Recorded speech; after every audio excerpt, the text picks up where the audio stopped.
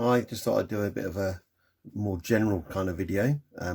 This rock's been sitting on the windowsill, and I thought I should really just make a general sort of science video about the rock and a bit about where it came from, just to try and set the scene a bit.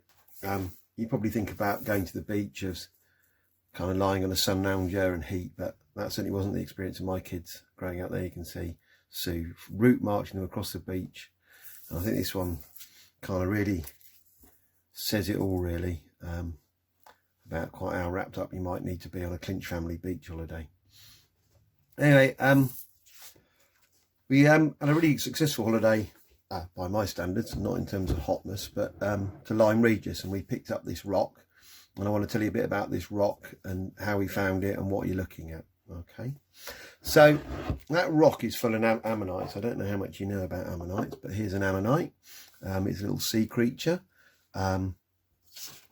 We can sort of picture it when it was alive a bit more, because I think it would have swam that way up, and then its kind of living parts would have been coming out of here.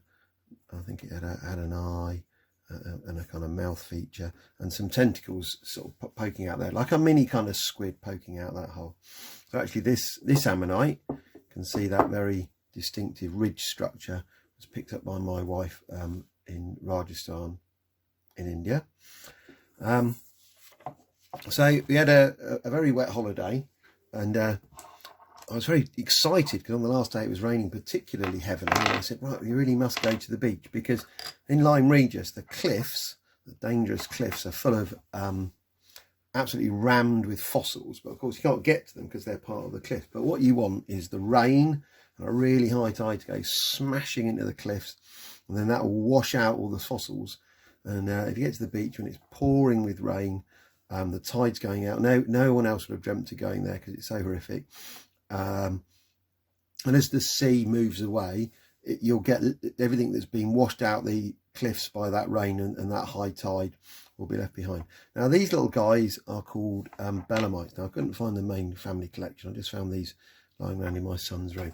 When these were alive, they were a kind of nice pointy shape like this with a little internal bit, and again a kind of squid like animal with long tentacles hanging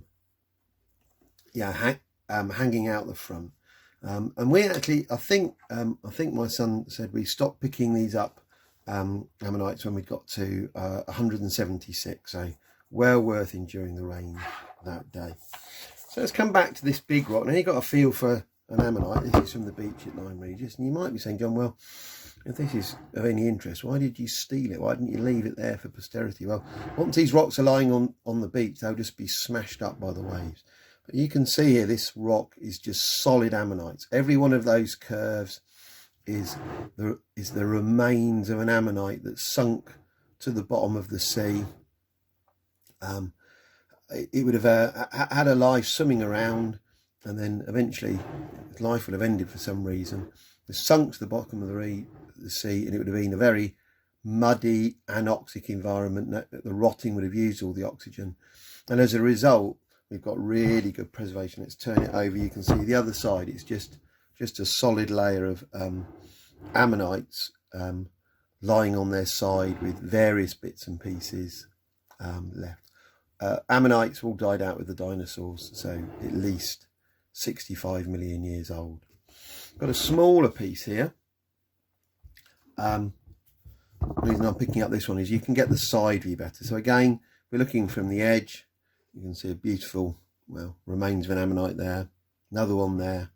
If we go onto the side, you can see we've got the cross sections because they were all lying on their sides.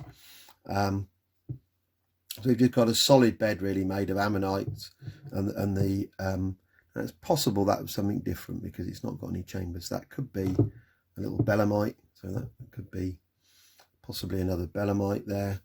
I thought I also saw, so that's more definite ammonites. I thought I saw something which was a bit more like a snail-like creature earlier. I don't think I'm going to find it for you. Okay, I think I found what I'm looking for.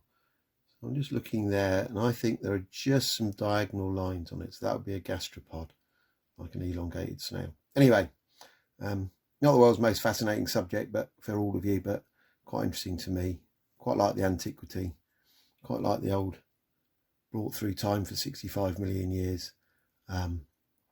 Certainly been around a really long time, and I hope you're doing okay in isolation and finding things to keep yourselves entertained.